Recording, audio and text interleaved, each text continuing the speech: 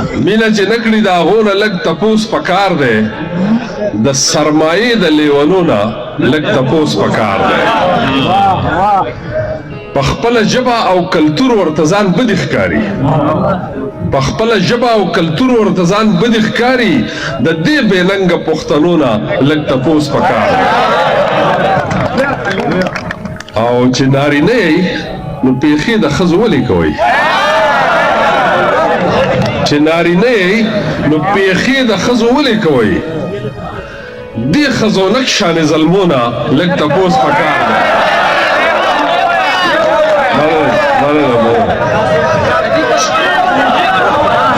وایم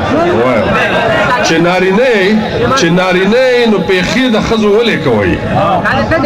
دې ښځونک شانې ظلمونه لږ تپوس پکار دی او چې ځان یې ولې په حیا پرده کې نه خوښېږي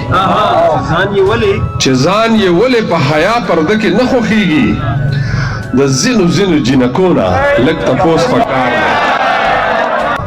او د نورو مرسته څه کړي خپله دوی په نورو بار دي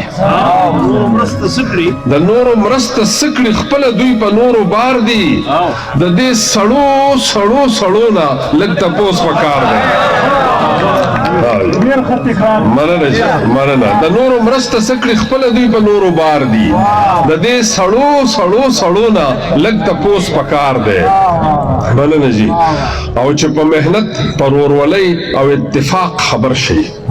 مختاره ټول عمر جنګونه کوي بل سره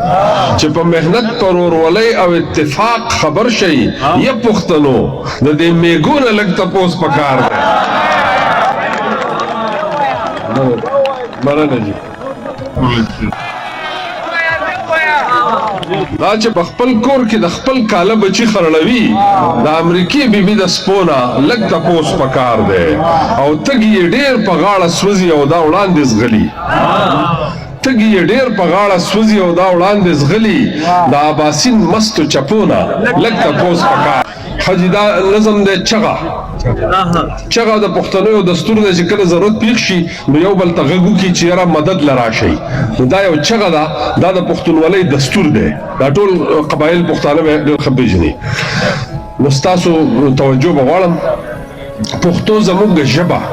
زموږ ځان زموږ ژوندون دی پښتو زموږ دستور زموږ تهذیب او تمدن دی پښتو د چې رڼا خبرې راته ښایي پښتو د چې انسان د ترقۍ په لوري بیایي دا ښکلې ژبه چې د شاتو نه خوږه ده د ژبو په تاریخ کې پخوانۍ ده او سوچه ده ګوټلې ده فراخه ده او ښه په تول پوره ده د علم هرې څانګې ته فراخه یې سینه ده موږ ټول په دې پوهېږو دا په دې چې پښتانه یو واړه یو که زاړه یو نارینه که زنانه یو پښتو چې د پیړو نه په نړۍ کې د ګویانه پښتو چې د خپلو عظمتونو سناخوانه مننه اشر غوبل جرګه اجرا دنیا ته ما ښودلي اشر غوبل جرګه اجره دنیا ته ما ښودلي د نن جمهوریت له بنیادونه ما ایښلي دا تیږه ننواتې ټولانه زما ایجاد دی ټول پلازې چې تاسو ګورئ دا د پښتو ټکی دی ټولانه دا تیږه ننواتې ټولانه زما ایجاد دی دنیا کې چې د هرې یوې ټولنې ژوند په خاد دی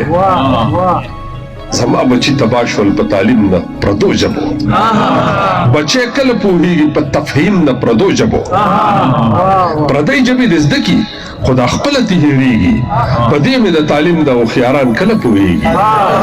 چې ژبه د چا سپکه شي نو قام خو به سپکېږي چې ژبه چا نه ورکه شي نو قام به ورکېږي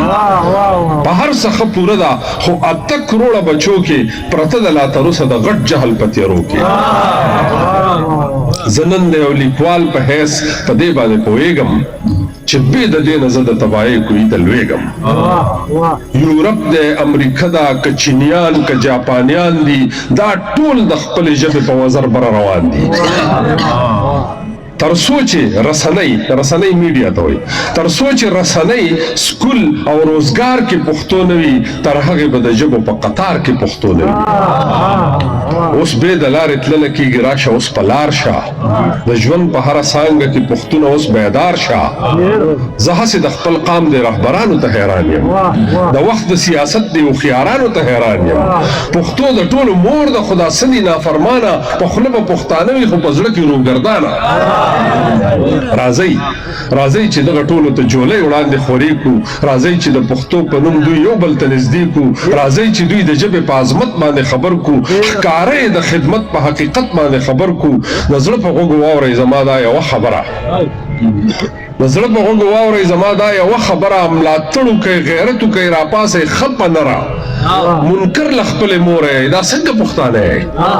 منکر له خپلې مورئ دا څنګه پښتانه یې په شته مټو بې زوری دا څنګه پښتانه یې دا څنګه د دې قام د دې وطن تاسو بچي یئ یا زه لیونی شوی یم یا تاسو لیوني یئ.